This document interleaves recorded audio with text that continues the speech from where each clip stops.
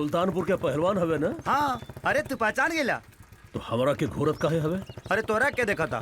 हम तो अपने जान के देखा था नहीं। अरे पहले सामने देख ना तो आँख फोड़ दे। हम सामने ना देखब, हम ही करे के देखब, रोज देखब, हमेशा देखब, पूरा जीवन देखब। त्रिभुवन एकरा चक्कर में मत पड़ा, तू आगे देखा। तो चुप, आँख फोड़ दे।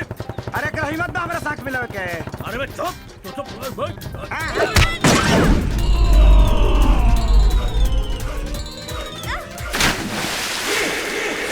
जाला में जाला, नहा के दिया हमरे खानी।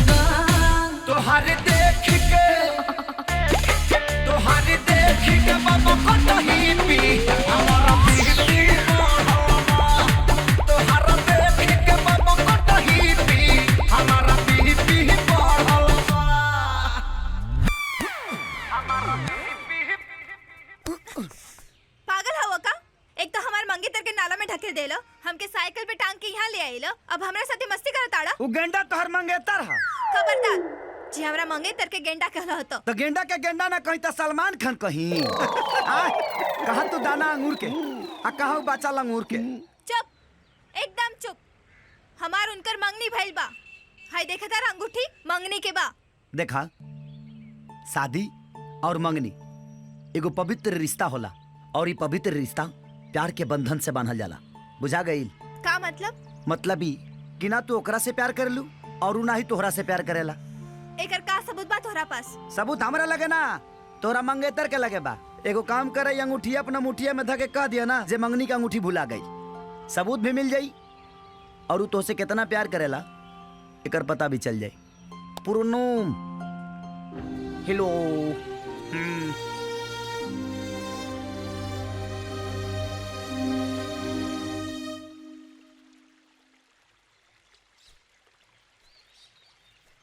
मामा वो आ गई, ओकरा के अच्छा से समझा दो।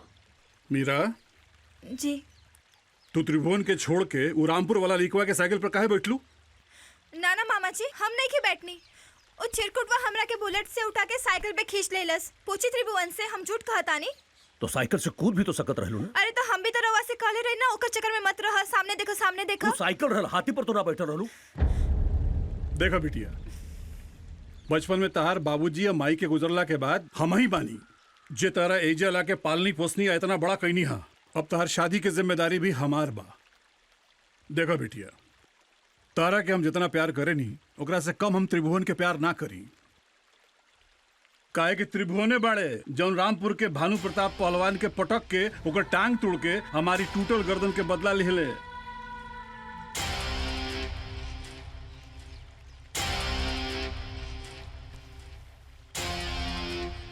मामा जी। मीरा, हाथ आगे करा, हाथ आगे करा। मीरा, सगाई की अंगूठी के ना उन नाला के पास खींचतानी में गिर गई।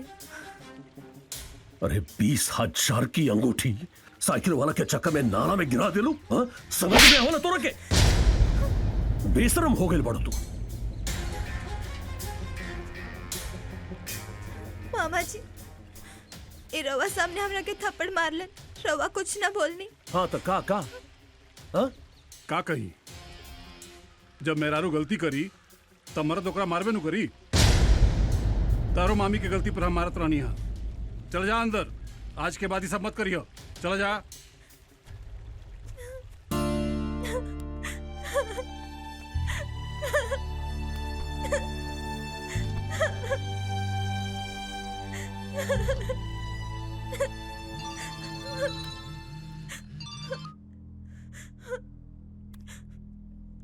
हेलो।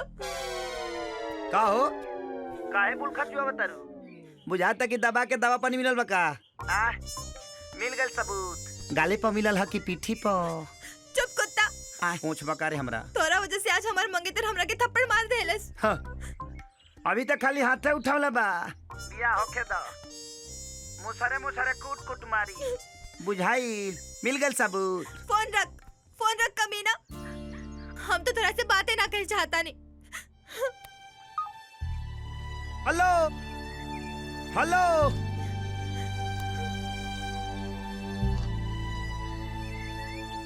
ओकर इतना हिम्मत जे हमारा डार्लिंग पर हाथ छोड़ देलस।